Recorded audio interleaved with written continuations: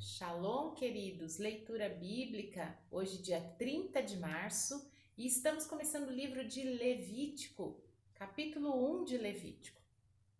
Chamou o Senhor a Moisés e falou com ele da tenda da congregação, dizendo: Fala aos filhos de Israel e dize-lhes: Quando algum de vós oferecer oferta ao Senhor, oferecereis as vossas ofertas de gado, de vacas e de ovelhas.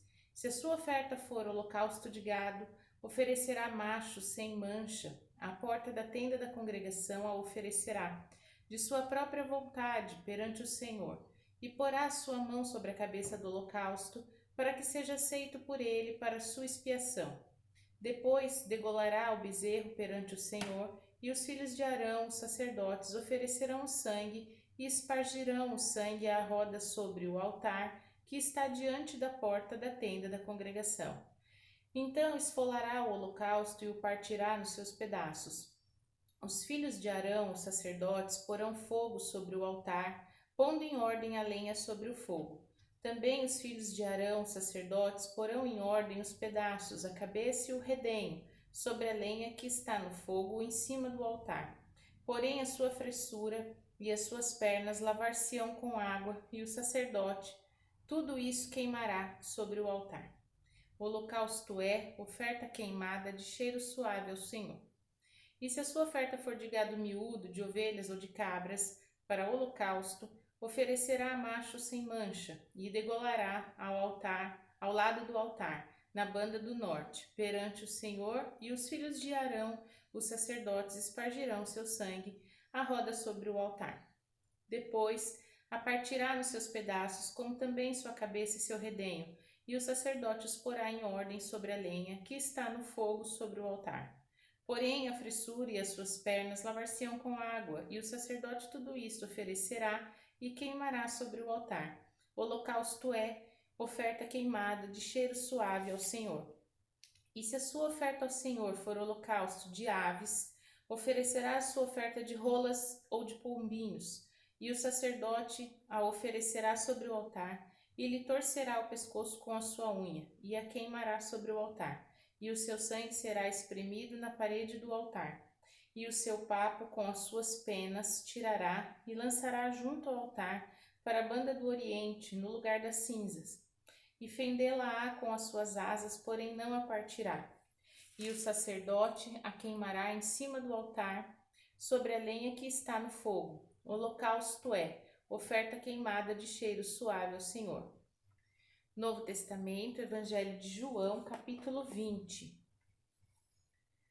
E no primeiro dia da semana, Maria Madalena foi ao sepulcro de madrugada, sendo ainda escuro, e viu a pedra retirada do sepulcro. Correu, pois, e foi a Simão Pedro e ao outro discípulo, a quem Jesus amava, e disse-lhes: Levaram o Senhor do sepulcro, e não sabemos onde o puseram.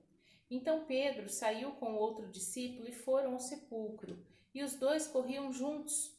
Mas o outro discípulo correu mais apressadamente do que Pedro e chegou primeiro ao sepulcro, e abaixando-se, viu no chão os lençóis.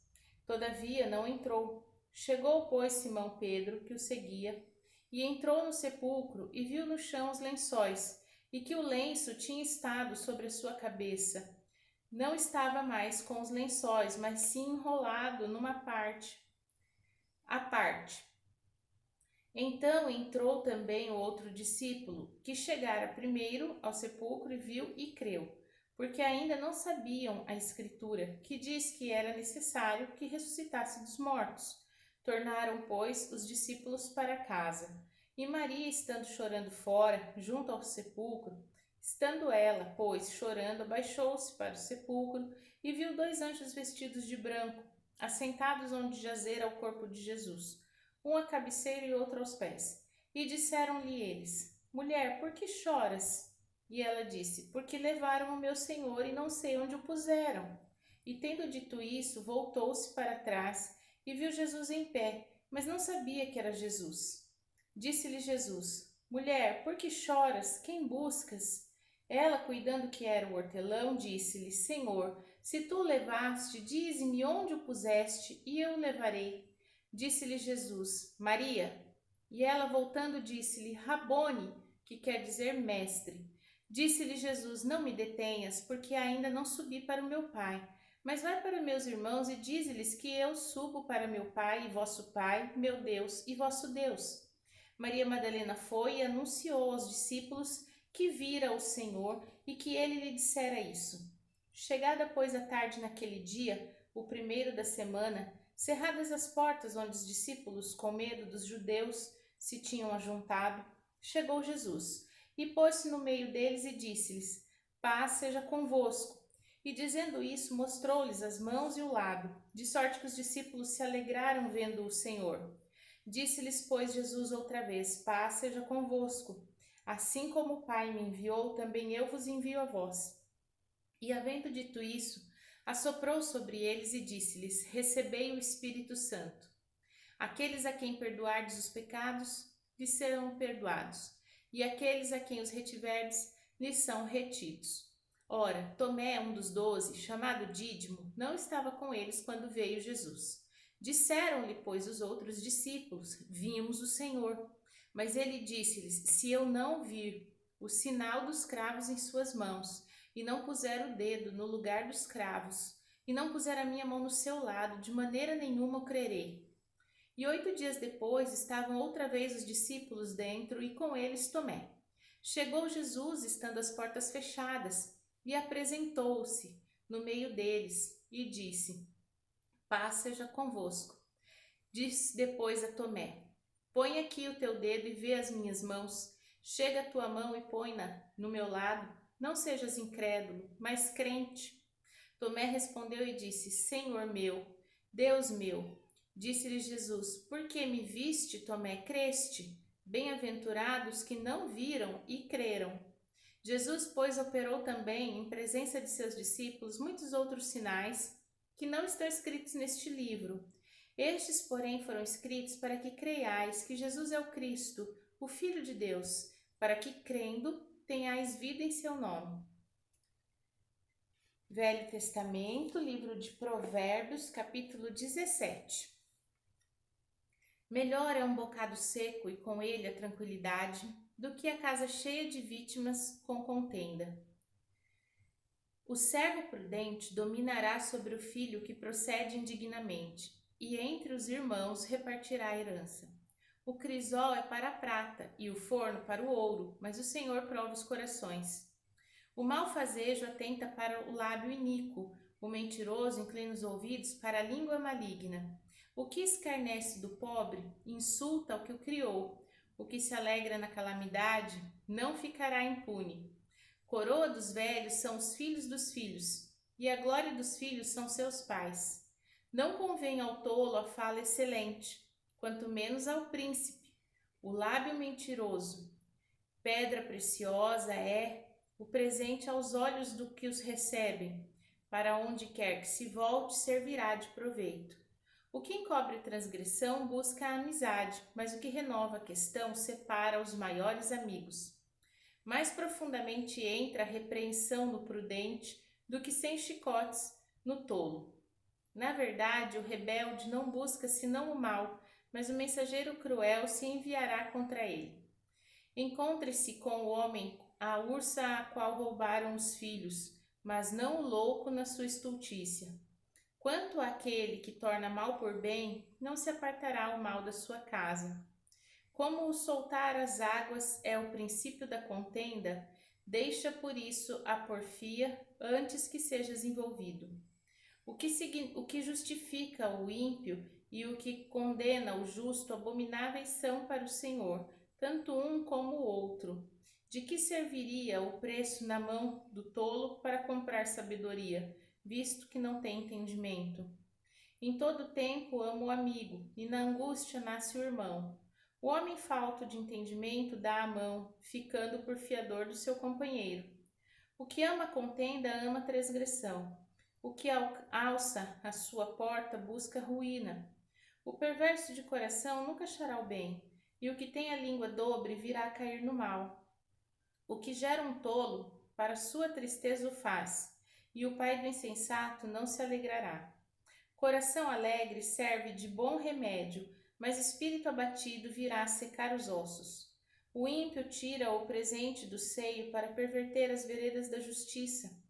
No rosto do sábio se vê sabedoria, mas os olhos do louco estão nas extremidades da terra. O filho insensato é tristeza para o seu pai e amargura para quem o deu à luz. Não é bom também punir o justo, nem ferirem os príncipes ao que age justamente. Retém as suas palavras o que possui o conhecimento, e o homem de entendimento é de precioso espírito. Até o tolo, quando se cala, será reputado por sábio, e o que cerrar os seus lábios, por sábio. Amém? Nossos textos de hoje, então, demos início ao livro de Levítico, e vai ser uma leitura um tanto quanto densa, né? O livro de Levítico trazendo a lei, são muitas regras ao longo desse texto todo. Muitas vezes a gente só pode compreender pela fé, aceitando de que o Senhor não erra, não se engana e que tudo que ele faz é perfeito. Mas já vimos logo no primeiro capítulo que não há expiação de pecados sem derramamento de sangue. E certamente essa condição foi imposta para que as pessoas fossem constrangidas a pecar, né, a não pecar, constrangidas a não pecar, entendendo que o seu pecado derrama sangue inocente. Mas parece que o ser humano não entendeu, né? E Jesus, sendo o Cordeiro perfeito, também foi sacrificado, e mesmo assim nós continuamos pecando. Que a gente possa refletir sobre isso. Meu pecado é a causa de sangue inocente ser derramado, né? E tentarmos aperfeiçoamento nas nossas vidas. João, no capítulo 20, nós aprendemos que a nossa fé não deve ser fundamentada naquilo que vemos, né? Que os nossos olhos possam, de fato, contemplar o espiritual, ver o invisível. Que o Senhor abra os nossos olhos espirituais, o nosso entendimento, para que a gente de fato possa desenvolver a nossa fé. Em Provérbios 17, o versículo 22 fala que coração alegre serve de bom remédio, mas o espírito abatido virá a secar os ossos, ou seja, o nosso corpo somatiza as nossas emoções. E nós precisamos aprender a confiar no Senhor com as nossas emoções, para que Ele nos sare, para que Ele nos cure. Amém? Vamos orar? Pai santo, bendito, fiel, justo, nós te damos graças, te louvamos, te bendizemos pelo seu amor e pela sua misericórdia. Pedimos ao Senhor, Pai, que o Senhor nos ensine a reconhecer o preço de sangue que foi pago pelas nossas vidas.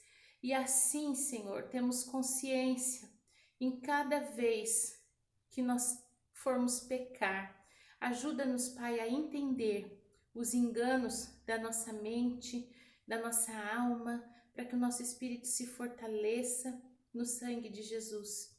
Torna-nos sábios, Pai, sabendo que muitas coisas não compensam, não vale a pena a gente brigar, porque a tristeza nos faz adoecer. Ajuda-nos a ter uma vida alegre, Pai, com sabedoria.